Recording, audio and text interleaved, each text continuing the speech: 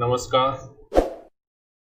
हम पीटीईटी जो BA BEd या बीएससी बीएड के लिए आयोजित होती 2019 में 12 मई को जो पीटीईटी आयोजित हुई उस परीक्षा का जो पेपर है और उसमें जो रीजनिंग के प्रश्न है, ठीक है, मानसिक योग्यता उनको हल कर रहे हैं।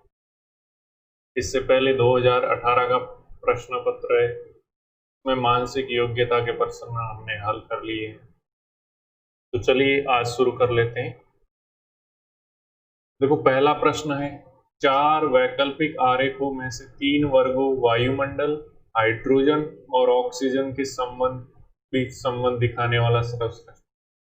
देखो हाइड्रोजन और ऑक्सीजन ये दोनों क्या है, वायुमंडल में दोनों होती है ना, हाइड्रोजन भी होती है और ऑक्सीजन भी होती है, तो ये दोनों वायुमंडल में आ जाएगी। और इनका ये दोनों क्या होती है, गैसें अलग अलग होती है, हाइड्रोजन अलग है, ऑक्सीजन अलग है। तो इस तरह का जो बनेगा तो वो कौन सा होगा, बी।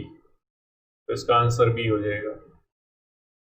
फिर क्या है, श्रृंखला में असंगत संख्या बताना है।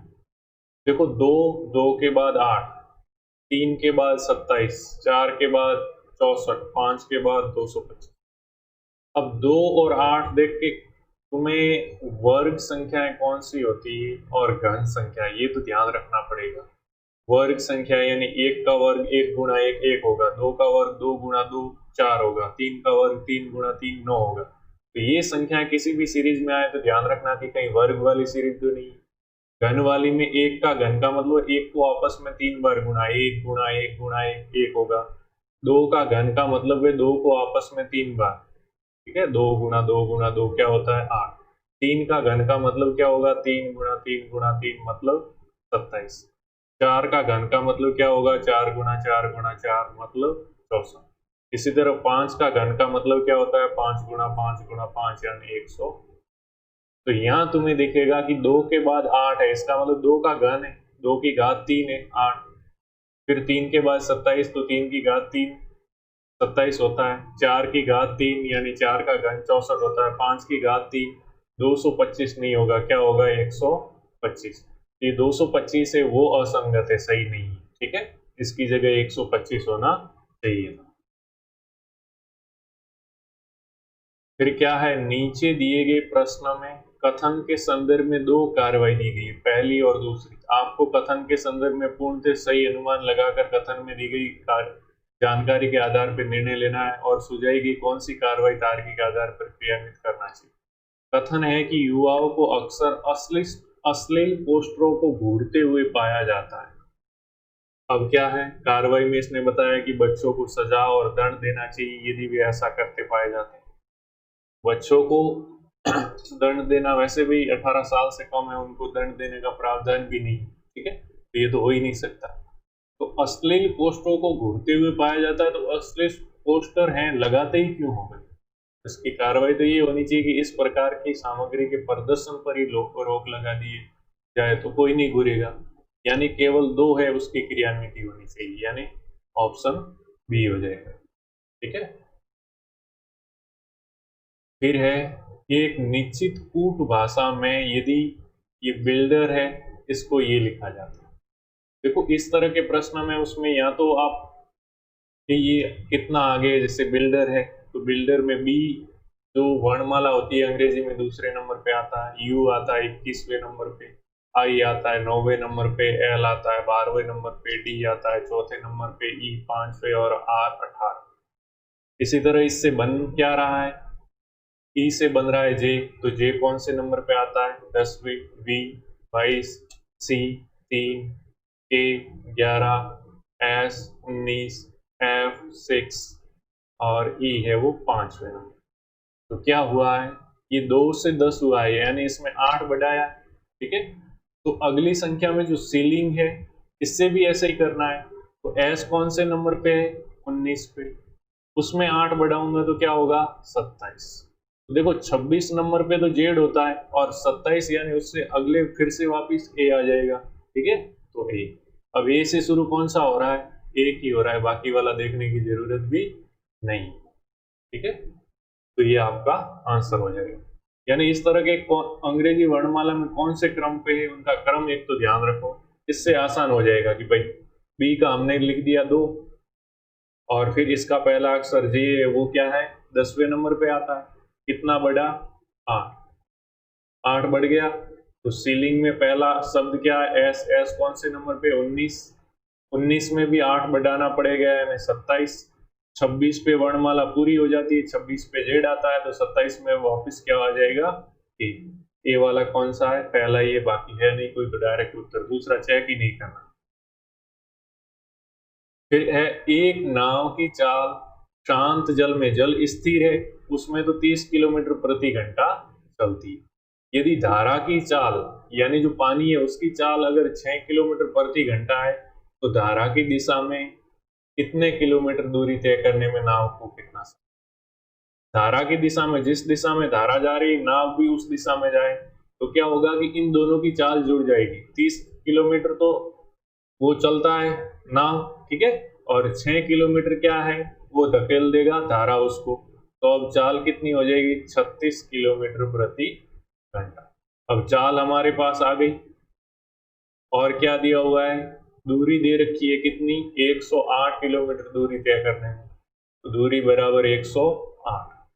क्या ज्ञात करना है, समय कितना लगेगा, तो हमें मालूम है कि चाल बराबर क्या होता है, दूरी बटे समय, ठीक है, इसमें मान रख दो, तो चाल है कितनी है, 36 बराबर दूरी है 108 बटे समय, तो अपने को ज्ञात करना है, तो ऐसे ही लिख दो, समय लिख दो या टी लिख दो जो भी। अब समय को ज्ञात करना है, इसलिए समय को तो ले आओ इस तरफ, ठीक है, तो समय मैं इस तरफ ले आया। अब यहाँ पे क्या हो जाएगा, 108 है, और ये समय इस तरफ आते ही 36 के गुणा में हो जाएगा, तो 36 को उस तरफ भेजूंगा तो अब किस में जाएगा, भाग में।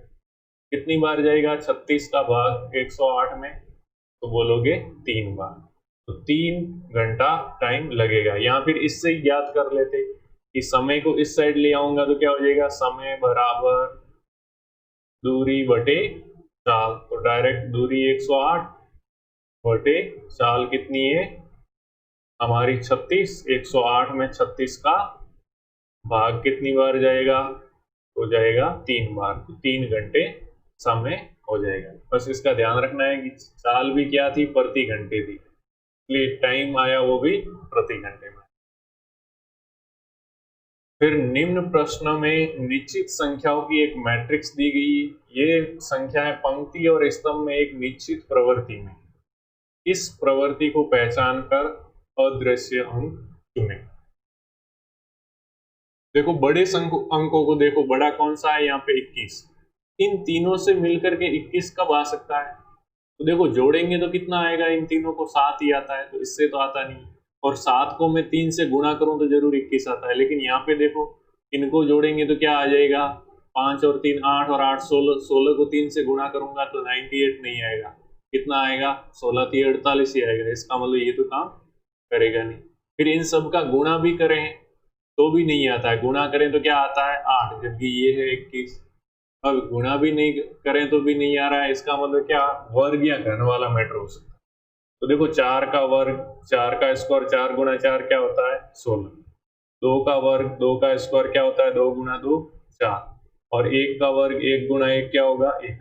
अब इनको जोड़ो क्या आ रहा है 21, इसका मतलब इसमें तो ये सेट है, इसमें भी चेक कर लो, इसमें क्या है 5, तो 5 का वर्ग क्या होगा 25, फिर क्या है 3, 3 का वर्ग 9, फिर क्या है 8, 8 का वर्ग 64।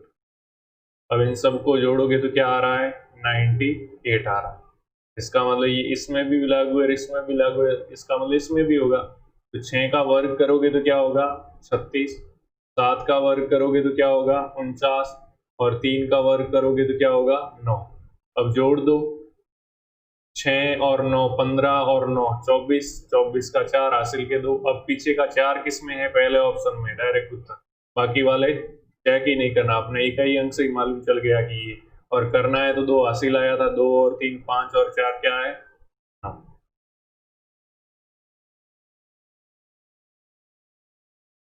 अब नेक्स्ट क्या है प्रश्न, नहीं दिख रहा हो तो मैं पढ़ लेता हूँ। शोभा आशीष की भतीजी। ठीक है, अब देखो यहाँ पे बना देता हूँ शोभा, वैसे बनाया हुआ है वो देखो तो भी चलेगा। शोभा है, क्या है, आशीष, और उस आशीष की क्या है, भतीजी। आशीष की माँ प्रिया है, आशीष की माँ है, उसका नाम क्या है, प्रिया। कमला प्रिया की माँ है, अब प्रिया की माँ है, उसका नाम क्या है, कमला।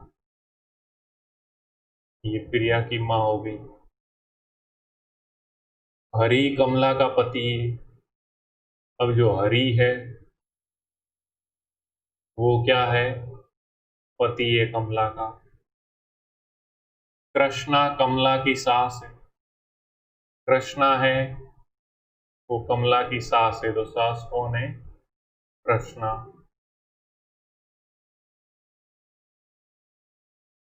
और शोभा का हरि से क्या संबंध है, ये पूछा है कि ये शोभा है, ये हरि की क्या लगती, शोभा ये और हरि में क्या संबंध। तो देखो जो शोभा थी वो भतीजी थी आशीष की, इसका मतलब आशीष क्या हो गया, इस शोभा का क्या हुआ, आशीष अंकल हुआ। और आशीष इसका अंकल हुआ तो उसके अंकल की माँ यानी उसके पिता की, तो ये प्रिया इसकी क्या हो जाएगी, दादी हो जाएगी। ठीक है, प्रिया शोभा की क्या हो जाएगी, दादी। अब जो इस दादी है उस दादी की माँ है, और उस दादी की माँ के क्या है, पति है। इसका मतलब ये जो शोभा है प्रिया की तो क्या हुई, पोती हुई। और उसके भी मदर फादर से संबंध बताना है, यानी ये जो प्रिया है इसकी माँ कमला है, तो ये हरि क्या होगा, प्रिया का क्या होगा, पिता होगा। तो ये शोभा थी वो इसकी प्रिया की पोती थी, तो प्रिया के फादर की क्या होगी, पड़पोती होगी। ठीक है, क्या हो जाएगी, पड़पोती। तो ऑप्शन नंबर क्या हो जाएगा इसमें, बी। बी हमारा ऑप्शन है वो राइट हो जाएगा।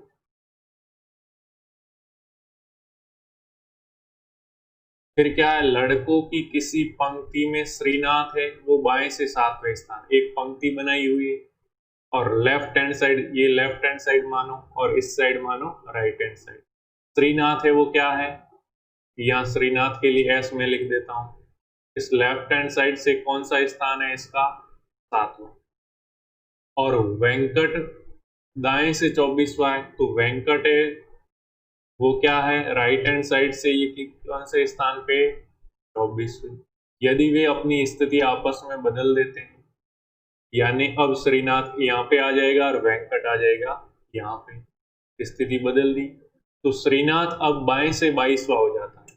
ओके, पहले बाएं से ये 7वां था श्रीनाथ लेफ्ट से, अब कितना हो जाता है, श्रीनाथ बाएं से लेफ्ट से 22वां हो जाता है। ठीक है, तो पंक्ति में कुल कितने लड़के हैं ये बताना। तो देखो, अब देखो यहाँ पे जो श्रीनाथ आया है, श्रीनाथ यहाँ पे आ गया, किसके स्थान पे आया, वेंकट के। तो जो वेंकट था वो राइट हैंड साइड से कौन से स्थान पे था, 24वें स्थान पे। ठीक है, और अब जो ये आ गया तो ये लेफ्ट हैंड साइड से कौन सा स्थान है, 22वां। यानी लेफ्ट हैंड साइड से भी ये स्थान गिना गया, क्योंकि अब इस साइड देखोगे तो इससे पहले 21 लड़के लेफ्ट हैंड साइड में है, तभी ये 22वां हुआ। ठीक है, और ये 24वां राइट हैंड साइड से कब होगा, जब उस साइड कितने लड़के हो, 23 पे। इसका मतलब ये स्थान है जहां अभी श्रीनाथ आया, पहले वेंकट था, 2 बार गिना गया। इसलिए या तो ये करो कि 22वां और 24वां जोड़ दो तो कितना होता है,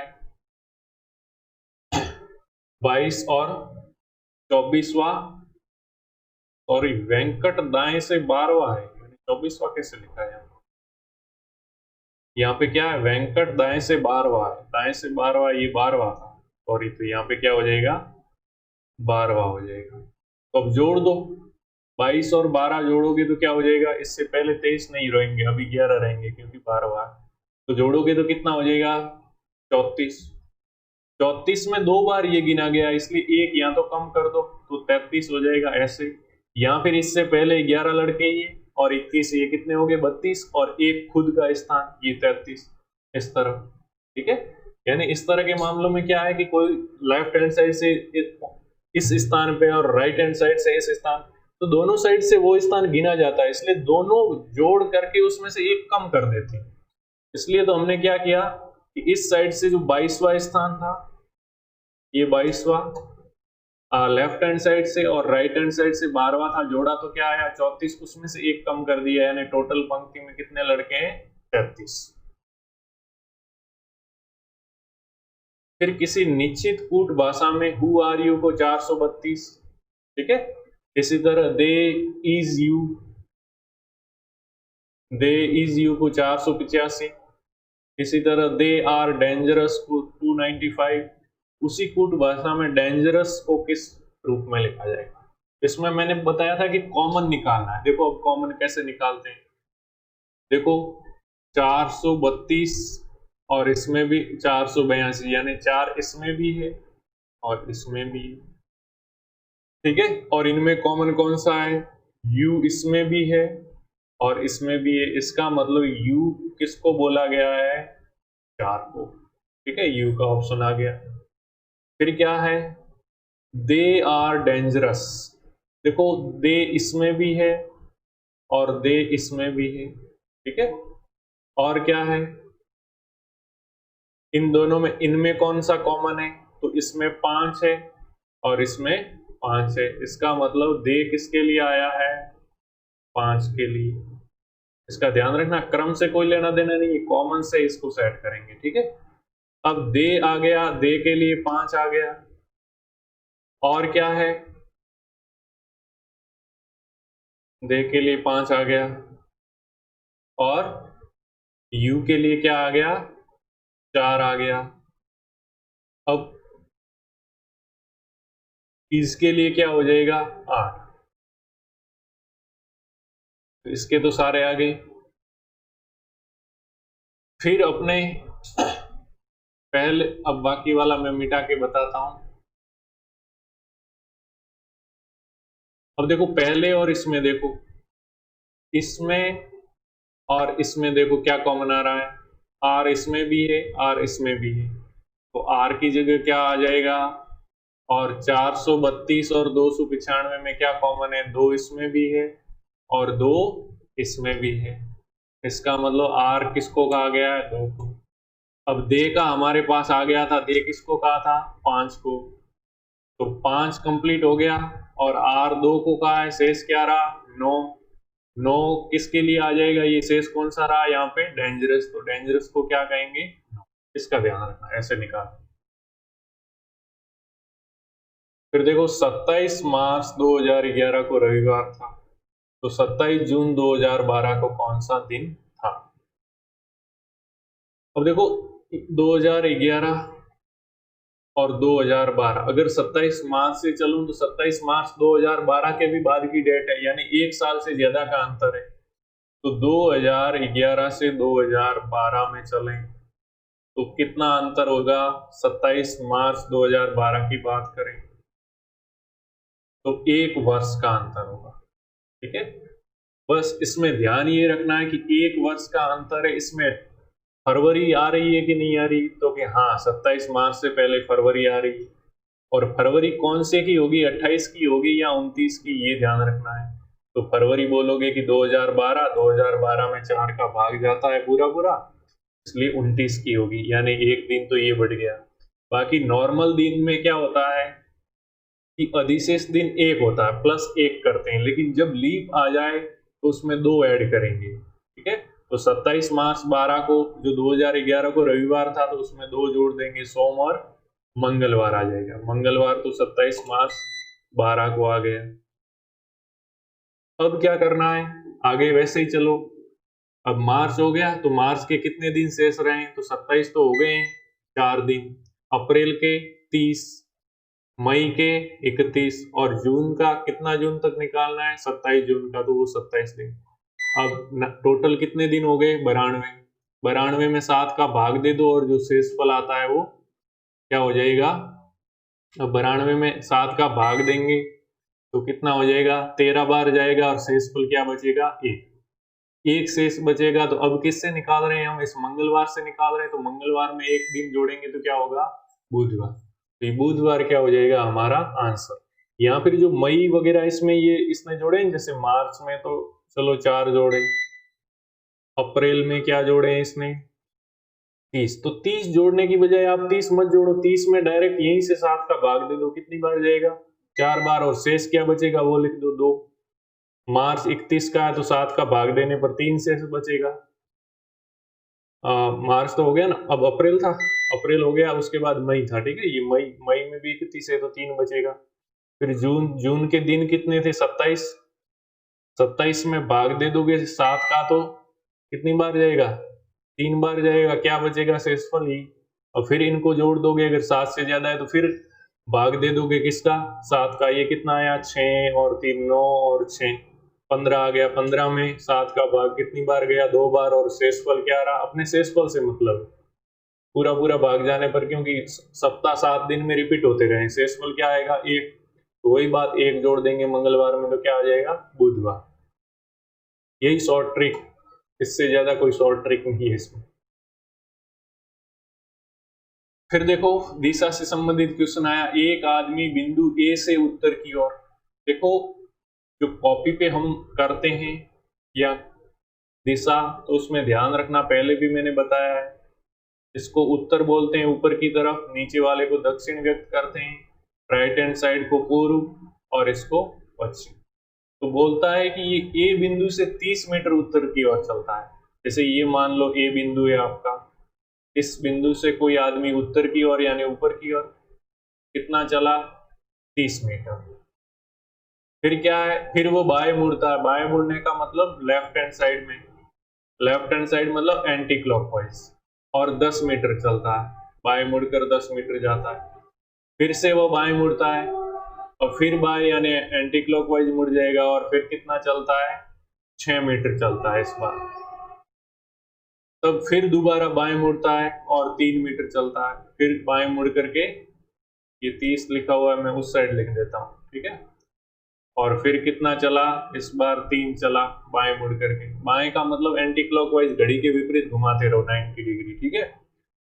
तथा बिंदु बी पर पहुंचता है। अब ये आया है कहां पे, बिंदु बी पर।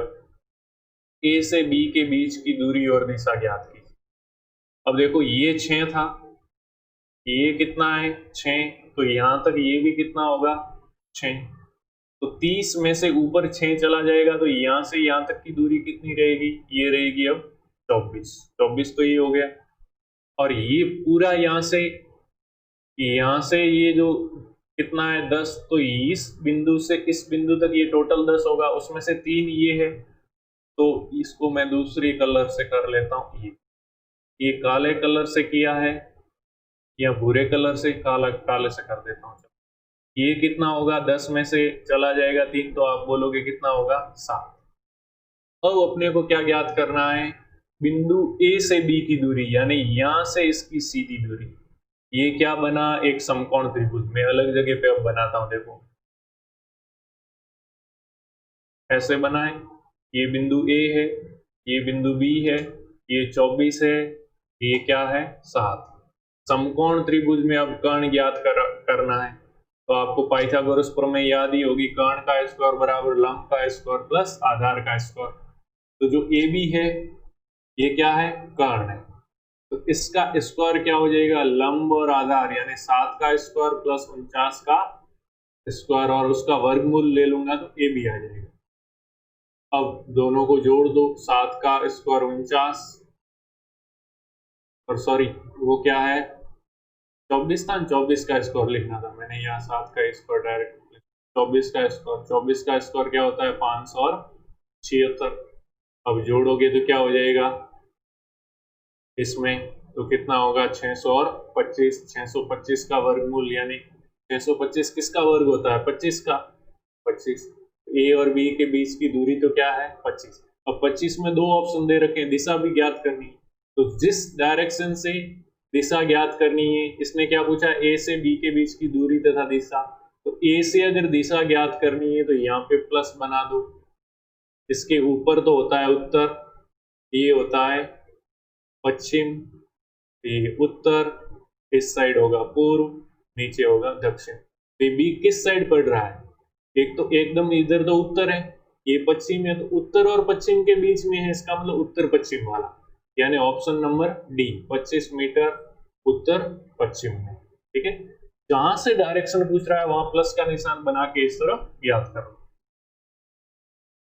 फिर क्वेश्चन नंबर 12, 15 व्यक्तियों के एक समूह में 7 फ्रेंच और 8 अंग्रेजी पढ़ सकते हैं, परंतु 3 इनमें से कोई भी भाषा नहीं पढ़ सकते। तो 15 व्यक्ति हैं, उसमें से 3 तो कोई पढ़ ही नहीं सकते हैं, इसका मतलब 12 व्यक्ति ही ऐसे हैं जो कुछ पढ़ पाते हैं। तो फ्रेंच पढ़ने वाले कितने हैं, तो इस तरह अगर बनाओगे, ठीक है, तो अपने को ये मालूम नहीं है कि दोनों पढ़ने वाले कितने हैं, वो ज्ञात करना है। तो फ्रेंच तो पढ़ते हैं 7 और अंग्रेजी पढ़ते हैं 8, ये तो टोटल कितने हो गए 15, जबकि पढ़ने वाले टोटल कितने हैं 12, यानी 12 इसमें से घटाऊंगा तो क्या आया 3, यानी 3 बंदे ऐसे हैं जो फ्रेंच भी पढ़ सकते हैं और अंग्रेजी भी। ठीक है, 3 बंदे ऐसे हैं जो फ्रेंच और अंग्रेजी दोनों पढ़ सकते हैं, क्योंकि टोटल तो 12 ही है पढ़ने वाले, और इससे जोड़ने से क्या आ रहा है 7 और 8 15 आ रहा है, तो 15 में से 12 घटा दूंगा तो ये तो 3 आया, इसका मतलब 3 दोनों में काउंट हुआ है, 3 7 में भी काउंट हुआ है और 8 में भी काउंट हुआ है, डबल बार, इसलिए तो 15 हुआ, नहीं तो 12 ही होना चाहिए था। तो 3 बंदे ऐसे हैं जो दोनों पढ़ सकते हैं, और अकेले अकेले की बात होती तो 7 फ्रेंच पढ़ रहे हैं, ये फ्रेंच का बनाऊं तो 7 में से 3 कम कर देना, यानी ये 4, तो 4 अकेले फ्रेंच पढ़ने वाले हैं और 3 उसमें आ जाए तो टोटल पूरे फ्रेंच पढ़ने वाले 7 हो जाएंगे, क्योंकि 3 दोनों पढ़ पाते हैं, अंग्रेजी और फ्रेंच। और इंग्लिश पढ़ने वाले कितने थे 8, 8 में से 3 तो इसमें आ ही गए, अब कितने रहे शेष, यानी 5 ऐसे हैं जो केवल अंग्रेजी पढ़ पाते हैं, 3 ऐसे हैं जो दोनों पढ़ पाते हैं, और 4 ऐसे हैं जो केवल फ्रेंच पढ़ पाते हैं, और 7 ऐसे हैं जो फ्रेंच पढ़ पा रहे हैं, 8 ऐसे हैं जो अंग्रेजी पढ़ पा रहे हैं। ठीक है, इस तरह को वेन आरेख से कर पाएंगे क्वेश्चन। देखो कथन और निष्कर्ष है, 2 कथन दिए हुए हैं जिनसे 2 निष्कर्ष शामिल है। आपको दिए गए दोनों कथनों को सच मानना है, भले ही आमतौर पर ज्ञात तथ्यों से अलग रहे हो, और निष्कर्ष को पढ़कर निर्णय ले कि दिए गए निष्कर्षों में से कौन सा सामान्य ज्ञात तथ्यों से भिन्न होते हुए भी तार्किक आधार पर दिए गए कथन के अनुसार, कथन भले सामान्य तौर पर नहीं है लेकिन कथन को हमेशा क्या मानना है, सत्य, ये कह रहा है वो सही, यानी ये क्या कह रहा है, सभी मुर्गियां हैं वो मुर्गे हैं, ठीक है, सभी मुर्गियां हैं ये सभी मुर्गियां, ठीक है, और वो क्या है, सभी की सब क्या है, मुर्गे हैं, ठीक है, और कोई मुर्गी काली नहीं, ठीक है, एक भी मुर्गी काली नहीं। अब पहला निष्कर्ष क्या निकाल रहा है, सभी मुर्गे मुर्गियां हैं, तो ये इसने तो ये कहा है कि सभी मुर्गियां हैं वो मुर्गे, मुर्गों का तो नहीं, क्या ये अब देखो वेन डायग्राम बता रहे तो यहाँ पे भी ये जगह बच रही है, यानी ये मुर्गे ऐसे भी हो सकते हैं जो मुर्गियां नहीं, हालांकि मुर्गियां सब किस में आ रही है, मुर्गों के अंदर, तो पहला है वो ये सही नहीं। दूसरा, कोई मुर्गी काली नहीं, तो यहाँ पे ये तो लिखा हुआ ही है कि कोई मुर्गी काली नहीं है, तो सिर्फ दूसरा निष्कर्ष निकलता है, बाकी कोई निकलता नहीं है, तो ऑप्शन क्या हो जाएगा बी, केवल 2। फिर देखो दिए गए विकल्पों में से विलुप्त पद चुने, इस तरह में पहला देखो ऑप्शन देखो एक्स है, यहाँ पे इस पूरे में पहला क्या है एक्स, एक्स का क्या होता है 24 नंबर पे आता है, टी किस पे आता है 20वें नंबर पे, टी किस पे आता है 16वें नंबर पे, इसका जो एल है वो कौन से नंबर पे आता है 12 नंबर, यानी क्या है 4 4 4 घट रहा है, तो 12 के बाद 4 घटेगा तो क्या आएगा 8, और 8 नंबर पे एच आता है, तो बिना एच वाले तो काट दो, पहला जिसमें एच नहीं, तो ये 2 तो कट गए, अब यहाँ तो ए होगा या सी होगा। अब पहला तो चेक कर लिया हमने, चलो अब दूसरा चेक करते हैं। इस पहले में जो W है, W का क्रमांक होता है 23, S का क्रमांक होता है 19, O का क्रमांक कौन सा होता है 15, ए का क्रमांक होता है 11, यानी ये भी 4 4 घट रहा है, तो 11 में से 4 कम होगा तो क्या हो जाएगा? तो आप बोलोगे 7, 7 नंबर पे जी आता है, तो दोनों में जी है, ठीक है। और वैसे यहाँ से हम देखते हैं ना, अगर दोनों में जी है तो इसको चेक ही नहीं करना था, दूसरा ही करते चेक।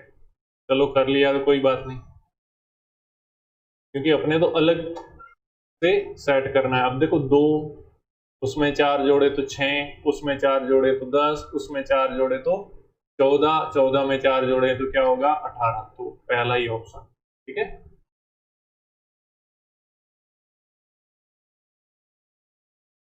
निम्न अनुक्रम को पढ़िए और नीचे दिए गए प्रश्नों के उत्तर। अनुक्रम ये है और प्रश्न क्या है कि उपरोक्त अनुक्रम में ऐसे कितने 7 हैं जिनसे पहले 6 आता है परंतु बाद में 8 नहीं आता।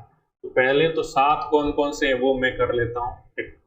देखो 7, ये 7, ये 7, ये 7, फिर चेक कर लेंगे, ठीक है।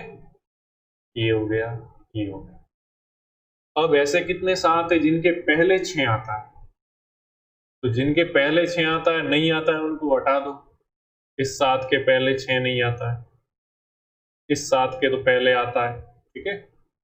और इस 7 के भी पहले 6 आता है, इसके भी पहले 6 आता है, इसके पहले नहीं आता, फिर इसके पहले आता है, इस 7 के पहले 6 नहीं है, इस 7 के पहले देखो यहाँ पे क्या है? 9 है, तो 6 नहीं है, इसको भी हटा दो। और इस 7 के पहले भी 6 नहीं, परंतु बाद में 8 नहीं आता है। तो बाद में 8 आता है, वो हटा दो, तो नहीं आएगा, वो रह जाएंगे। अब ये 7 रखा था हमने, तो इसके तो पीछे क्या आ रहा है? 8 आ रहा है, 8 नहीं आना चाहिए, तो इसको भी हटा दो। इस 7 के पीछे 8 नहीं रखो, इस 7 के पीछे 8 नहीं रखो, इस 7 के पीछे 8 नहीं रखो। तो अब रह गए कौन से? एक तो ये 7 रह गया जिसके पहले 6 और बाद में 8 नहीं। एक दूसरा ये रह गया जिसके पहले 6 और बाद में 8 नहीं। एक तीसरा ये रह गया जिसके पहले 6 और बाद में 8 नहीं। यानी 1, 2 और कितने रह गए? 3, ठीक है। 3, ऑप्शन नंबर डी है वो राइट हो जाएगा। फिर अपने पति को एक व्यक्ति का परिचय कराते हुए एक औरत ने कहा कि उसके भाई, यानी जो भी व्यक्ति है, जैसे मैं यहाँ पे व्यक्ति कर देता हूं। अब व्यक्ति के भाई का पिता, व्यक्ति के भाई का पिता, इसका मतलब उस व्यक्ति का ही पिता हुआ ना भाई, व्यक्ति का ही पिता हुआ। व्यक्ति के भाई का पिता मतलब व्यक्ति का पिता, ठीक है। अब व्यक्ति का पिता मेरे दादा का इकलौता पुत्र, ठीक है। उस महिला के दादा, ये महिला हो गई जो परिचय करवा रही थी, ये उसके दादा हो गए, और दादा का इकलौता पुत्र, ठीक है। इसका मतलब इस महिला का क्या हुआ? पिता हो गया। तो औरत का उस व्यक्ति से क्या संबंध है? अब देखो व्यक्ति का जो पिता है, ठीक है, इस व्यक्ति का पिता है वो भी ये है, इस महिला का पिता है वो भी सेम है, दोनों का पिता तो सेम है। इसका मतलब क्या हुआ? महिला और व्यक्ति क्या हुए? दोनों भाई बहन ही हुए। तो औरत का उस व्यक्ति से, औरत उसकी क्या हुई? बहन हुई, ठीक है। औरत व्यक्ति की क्या हुई? बहन हुई। फिर निर्देश, अभिकथन ए और तर्क आर के लिए सही विकल्प। अभिकथन क्या है कि भारत एक लोकतांत्रिक देश है, और तर्क उसके पक्ष में क्या दे रखा है कि भारत एक विकासशील देश है। तो लोकतांत्रिक देश वही थोड़े होते हैं जो विकासशील है भाई। विकसित देश अमेरिका है, वो भी लोकतांत्रिक है। लोकतांत्रिक देश वो होते हैं जिसमें जनता का शासन होता है। इसका मतलब जो लोकतांत्रिक देश है ये सही है, और भारत विकासशील देश है ये भी सही है। लेकिन लोकतांत्रिक देश होने की व्याख्या नहीं कर रहा है। लोकतांत्रिक देश होने की व्याख्या अगर तर्क से करनी होती तो तर्क देना होता कि यहाँ जनता का शासन है, यहाँ जनता के द्वारा चुनावों में सरकार है वो चुनी जाती है, ये होना चाहिए। तो ऑप्शन दोनों है, तर्क दोनों सही, विकासशील भी है भारत और लोकतांत्रिक भी है, लेकिन इसकी व्याख्या सही नहीं कर रहा है। तो क्या है? ये दोनों सही हैं और सही व्याख्या, तो सही व्याख्या तो है नहीं। दोनों सही, आर ए की सही व्याख्या नहीं करता, ये बी ऑप्शन हो जाएगा आपका उत्तर। ऐसा प्रश्न पहले भी आया था कि प्लस को ये कहते हैं, माइनस को ये कहते हैं, और वो, ठीक है। तो निम्न में से कौन सा समीकरण सही है? तो इसके लिए आपको इन समीकरणों को चेक करना पड़ेगा। ठीक है। यानी जैसे ये है पहला, तो 15 और माइनस को क्या कहते हैं, अब 15 के बाद माइनस है पहले में, या माइनस, तो माइनस को क्या कहते हैं इसमें, देखो प्रश्न में माइनस का अर्थ है गुणा, उसकी जगह लिखोगे आप गुणा, फिर 5, फिर क्या है भाग, भाग का अर्थ क्या है, तो भाग का अर्थ है प्लस, उसकी जगह प्लस लिखोगे, और फिर क्या है 5 है, फिर क्या है गुणा, तो गुणा का अर्थ क्या है माइनस, तो माइनस लिखोगे, फिर क्या है 20, फिर क्या है प्लस, तो प्लस का अर्थ क्या है भाग है, तो भाग लिखोगे, और क्या है 10, और इसके बराबर 6 आता है या नहीं ये चेक कर।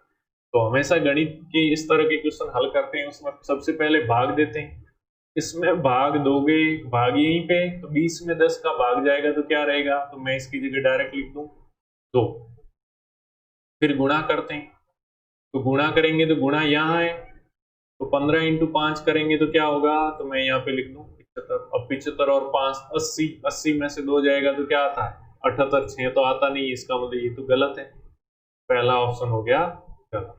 अब दूसरा चेक करो, 8 भाग की जगह, तो कहाँ था भाग, भाग की जगह प्लस, फिर 10, फिर माइनस, माइनस की जगह कहाँ है, माइनस का अर्थ है गुणा, गुणा 3 और प्लस, ठीक है प्लस है, प्लस की जगह क्या है भाग, और क्या है उसके बाद 5, 5 के बाद क्या है गुणा, तो गुणा का अर्थ है माइनस, और फिर क्या है 6, इसके बराबर 8 आना चाहिए, तो इसमें भी सबसे पहले भाग, ठीक है, तो क्या है 8 प्लस 10 गुणा 3, 3 में 5 का भाग, ठीक है इस तरह, और माइनस 6, तो 5 का भाग दोगे ना, यहाँ पे 3 और 10 का गुणा है तो डायरेक्ट कितनी बार जाएगा 2 बार, तो 2 बार जाएगा तो ये क्या हो जाएगा 6,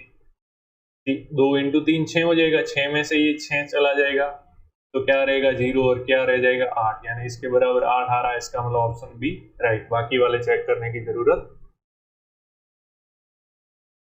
फिर 19वां है, कौन सा शब्द दूसरों से बेमेल है, असंगत है, पोलैंड, कोरिया, स्पेन और ग्रीस, ये चारों के चारों राष्ट्र हैं, देश हैं, लेकिन इसमें देखें हम तो पोलैंड है, स्पेन है और ग्रीस है, ये यूरोप महाद्वीप के देश हैं, जबकि कोरिया एकमात्र इनमें ऐसा है जो कौन सा है एशिया का देश है, इसलिए ये बेमेल हो जाएगा अलग, ठीक है, तो ऑप्शन बी राइट हो जाएगा। फिर 5 मित्र है, इनके नाम ये दे रखे हैं जो भी है, ठीक है।